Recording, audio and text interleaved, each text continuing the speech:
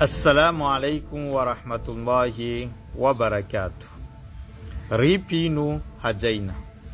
Insha'Allah tsika amin'ity androany ity dia iresadresaka mahakasika ny toeram-boninahitra misy ny ray.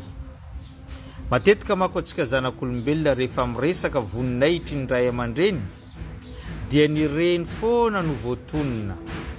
Eny tsy homenatsiny atsika amin'izany. Satria ny reny no nitondra zanak'olombelona sy volana tao an-kibony. Ny reny nampinono ny zanak'olombelona nandritra ny roataona.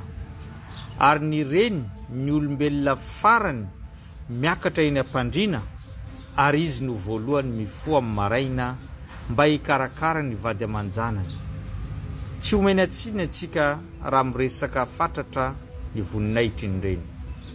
Saingy tadidio fa io reny io dia misy lehilahy anankiray voadidiny hiantoka ny fiainany iray manontolo nanomboka tamin'ny andro izay nialany tamin'ny tokantrano ny ray aman-dreny.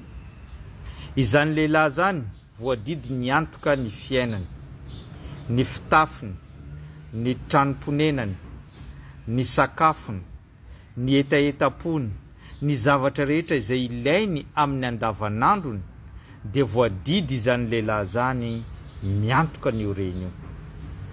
Tsy vitan'izay fa raha sanatrika io reny io marary dia izany lehilahy zany no miazakazaka andro aman'alina amin'ny 12 alina, amin'ny 2 maraina, amin'ny 2 maraina mandeha mitady an'izany pharmacie de garde mba andeha hitady ny fanafody hanome fahasitranana ny renintsika. Izany lehilahy zany no olona tokana ny andrasa ny renintsika hanome fitiavana azy, hanome tampitamby azy, hanome teny mamy azy, ahatonga io reny io ahazo hery entiny miatrika eo amin'ny fiainany. Raha izany lehilahy zany eo akaiky ny mandrakariva dia velombelona sy mavitrika ny renintsika. Fa raha voalavidavitra izany lehilahy zany dia lasa saina lava izany ray renintsika izany. Tsy iza io lehilahy io fa ny ray izay niteraka atsika.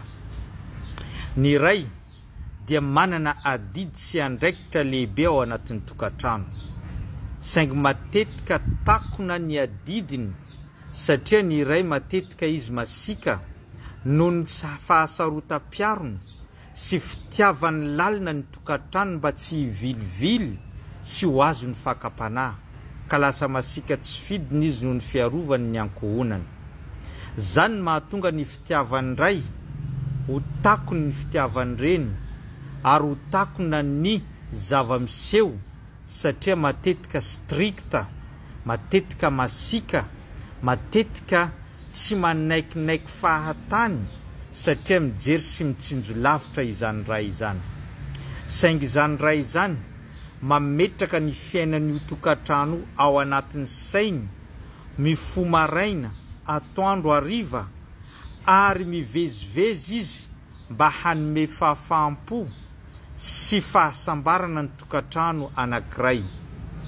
Raha tonga ny farany volana, izy no miasa loha hoe ahoana ny hofantrano, ahoana ny jirama, ahoana ny ekolazy ny ireo mpianatra, ahoana ny sakafo, ahoana ny vidim-bary, ahoana ny zavadrehetra, zany rehetrarehetra zany dia tazominy ny ray ao anatin'ny lohany rehefa tonga izany farany volana izany. Saingy atsika zanaka matetika tsy mahatsapa ny fitiavana ny ray noho ny hoe reny no hitantsika eo akaikintsika isanandro isanandro. Izany akory tsy hitondrantsika hankahala ny renintsika, tiavo ny reninao, saingy omeo ihany koa ny voninahitry ny rainao, fa izy no nahatoy izao ny tokantrano izay iainanao ankehitriny. Izany ray izany malahelo sy mitomany raha misy mahavoa ny reny, raha misy mahavoa ny zanany, saingy afeniny izany ranomasony izany tsy tia no hitanao reny, tsy tia no hitanao zanaka, satria raha vao izy ray no tsy mitraka no mitomany dia izany tokantrano zany hitolefika sy hitomany ihany koa. Izany ray izany na ny tokantrano tsy misy ray dia tokantrano tahaka ny tokantrano tsy misy jiro. Zany hoe velona ihany ao saingy tsy mazava.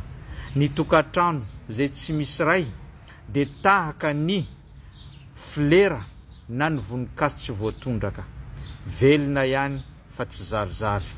Ny tokantrano zay tsy misy ray dia mangina, dia mitanondrika lava izany tokantrano tsy misy ray izany.